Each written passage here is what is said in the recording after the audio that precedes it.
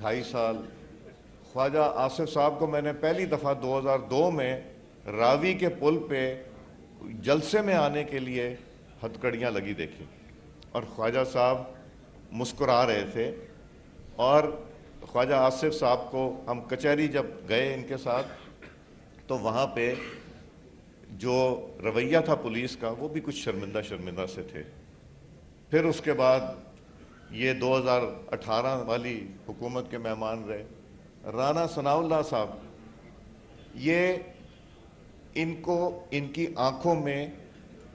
ایک مسئلہ ہے، اس کو گلوکوما کہتے ہیں، جس سے آنکھ ضائع ہو سکتی، ان کو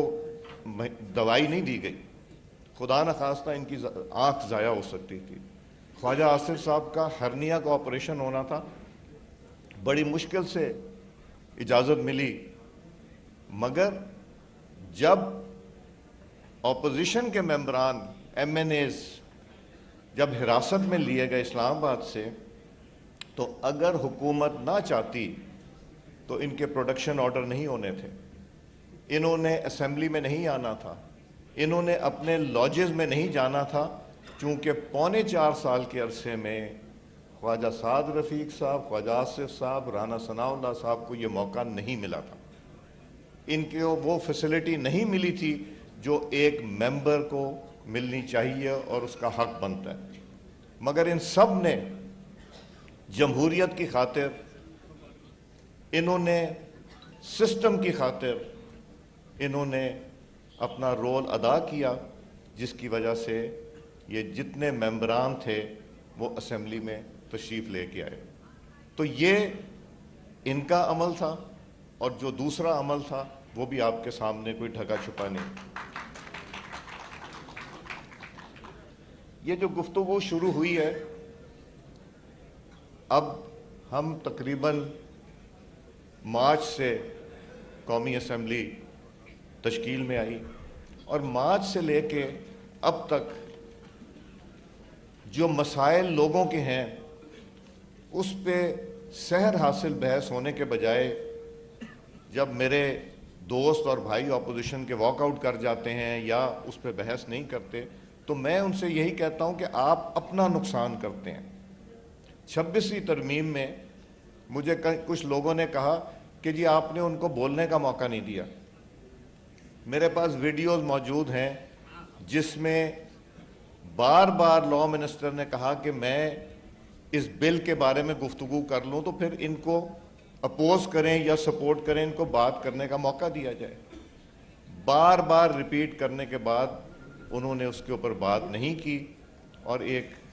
اچھا ڈیبیٹ جو ہونا چاہیے تھا وہ نہیں ہو سکا۔ تو اس کا قصوروار نہ اسپیکر کا دفتر ہے اور نہ حکومت ہے۔ اگر ہم سب مل کے پاکستان کے ایشوز کے بارے میں بات نہیں کریں گے، وہاں پہ عوام کے بارے میں کے ایشوز کے بارے میں بات نہیں کریں گے، تو یہ اتنی فعال نہیں ہوگی قومی اسمبلی جتنی فعال اس کو ہونا چاہیے۔ اور کوئی روک ٹوک نہیں ہے اپوزیشن کو بات کرنے کی، اور اگر روک ٹوک نہیں ہے تو آپ بتائیں، حکومت کی کوتاہیوں کو بھی بتائیے، آپ کو بھی بتایا جائے گا کہ آپ نے ماضی میں کیا کیا، تاکہ کوئی ایک ایسی بحث ہو جس سے رستہ نکالا جائے۔ میں تو یہ بھی ان سے گزارش کروں گا، رانا ثناء اللہ صاحب کی ٹیم سے، یہ انہوں نے کہا کہ ڈائریکٹر بھی پروڈیوسر بھی خواجہ سعد رفیق صاحب تو اس کام پہ سال سے لگے ہیں، اور اس دفعہ بھی اس کام میں ان کا بہت بڑا حصہ تھا۔ تو میری گزارش یہ ہوگی، رانا ثناء اللہ صاحب اس ٹیم کے ممبر ہیں اور سینئر ٹیم حکومت اور اتحادیوں نے بنائی ہے، کہ ہم وہاں چارٹر آف اکانومی کی بھی بات کریں۔ آپ اپنے مسائل کے ضرور بات کریں، مگر عوام کے مسائل کی بھی تو بات کیجئے۔ کوئی 20-25 سال کی جو شہباز شریف صاحب نے 2018 میں بھی آفر دی تھی، اب بھی دی ہے، کہ سب ممبران قومی اسمبلی بیٹھ کے اور یہ فیصلہ کریں کہ اگلے 20-25 سال پاکستان کی معیشت کو کہاں لے کے جانا ہے، اس میں کیا اتفاق رائے پیدا کرنی ہے، اس میں کس طرح بہتری لے کے آنی، سب کی رائے شامل ہو اور ایک وہ ڈاکیومنٹ تیار ہو. وہ بھی اس پلیٹ فارم سے جہاں مذاکرات ہو رہے ہیں وہ رانا ثناء اللہ صاحب سے میں گزارش کروں گا ٹیک اپ کریں. دہشت گردی کا ایشو